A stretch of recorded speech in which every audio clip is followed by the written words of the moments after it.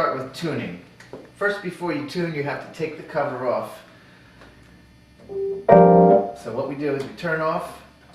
First thing you have to do is pull the knobs off, because it won't come off without that. Underneath there's 3 screws. One here, and one here. We remove those, and sometimes you have rack screws for your music stand, but not always. Those will have to come off also.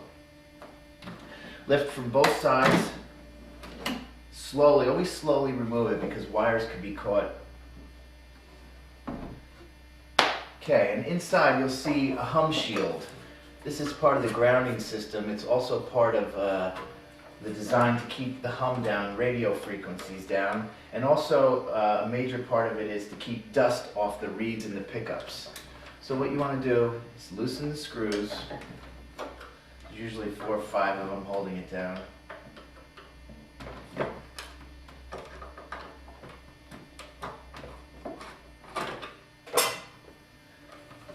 Then make sure your screws are loose enough, but you don't have to take them all off. That's not necessary. You kind of want to lift it up evenly because these bend a lot. If you can keep the integrity of the shape, it's easier to put back on. Rest that inside, and then we have the insides ready to perform your tuning. Okay, now that we have the top off, the hum shield off, we're ready to perform our tuning job. First thing you want to do is decide whether you're going to tune the whole keyboard or you're going to tune up various notes. So the first question is your keyboard in 440?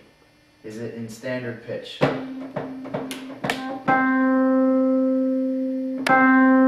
Okay, so what I've found with this keyboard is, with starting at middle C, my pitch is 440 exactly. So this tuner is chromatic, so I can start going up the scale chromatically. Okay, and I find my C sharp is sharp. Alright, so we find out the note is sharp. Turn off. Again, one of the misconceptions of tuning is that you always don't have to use a soldering iron for when it's sharp or a file when it's flat. You go up to the note, loosen it up, and you have play on that reed around that screw. You can push it forward or pull it back. So when it's sharp like that, I want to push it forward as far as I can to see how much play I have. And then I'll tighten it up, center it between the reed, pull it tight. I'll turn it on, and it went a little too far, now it's a little flat. So I'll do the process over again. I'll turn off, lift my dampers up, take my 5/16, loosen it, and I'll pull it back just a hair. Center it between the pickup, bear down, tighten it, release. Again, it's a little sharp now. I gotta push it forward a little bit more. Pulled it back just a little too far. Tighten it up. Just a hair still. But any way you look at this, it's better than busting out your soldering iron.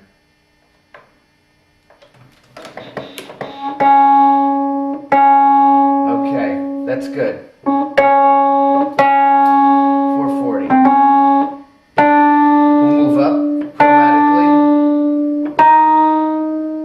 Okay, our D sharp is sharp.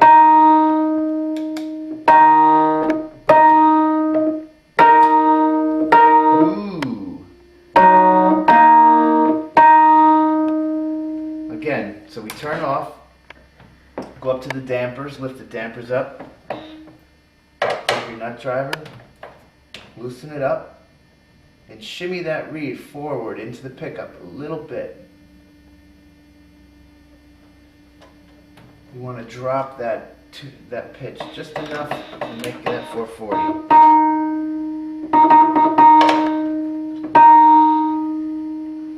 That's pretty good. Again, you want to make it as tight as possible, the screw, without overbearing and snapping off the bolt into the harp. And that's right on 440. Okay, so far we have C, C sharp, D, D sharp. We're good chromatically.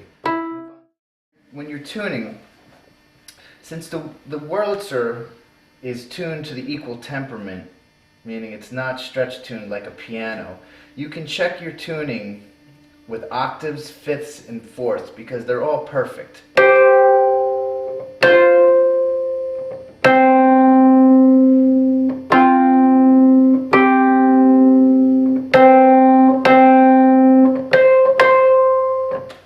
And that's a good way, in case you don't have a tuner with hand, if you know that your C is perfectly in, but you left your tuner behind, you can start by tuning your C. Listen to your C. You got your G, your fifth is a perfect fifth, and your F would be a perfect fourth, and so on. And just you do that all over the board. If your G was out, you would tune that G to match your perfect fifth with your C, so it would almost sound like a unison. So you have a forward motion if it's sharp, a backward motion if it's flat, and the amount of tightness on the reed affects the pitch. The tighter you turn it, the sharper the pitch will go, and vice versa. But that's really not, that's in for, as far as the nut driver, you really want to always keep it tight, and only in desperate situations do you want to keep it loose when you don't have a file or soldering iron around.